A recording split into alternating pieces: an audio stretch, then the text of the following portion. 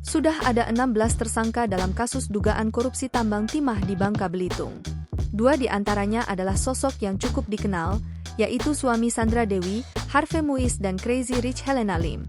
Namun, sosok RBS bos besar dalam kasus ini belum ditetapkan sebagai tersangka. RBS malah diduga kuat sudah kabur ke luar negeri.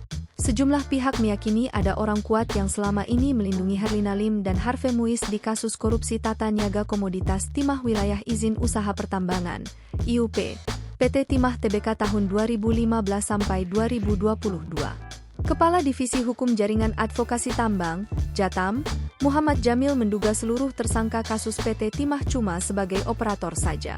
Jamil menilai Kejaksaan Agung belum berhasil menangkap aktor intelektual dari kasus korupsi yang merugikan secara ekologis hingga 271 triliun rupiah tersebut. Terpisah Masyarakat Anti Korupsi Indonesia, MAKI, bakal mengajukan gugatan pra-peradilan ke Kejaksaan Agung. Pra-peradilan itu dilayangkan lantaran penyidikan tak kunjung mengusut RBS, sosok di balik Harvey Muiz dan Helena Lim. MAKI pasti akan gugat pra-peradilan lawan Jampitsus apabila somasi ini tidak mendapat respon yang memadai, kata Koordinator MAKI, Boyamin Saiman dalam somasi terbuka pada Kamis, 28 Maret 2024.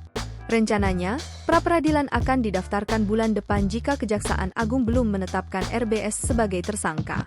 Menurut Boyamin, sosok RBS kini diduga kabur ke luar negeri.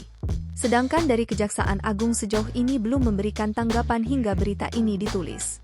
Download Tribun X sekarang, menghadirkan lokal menjadi Indonesia.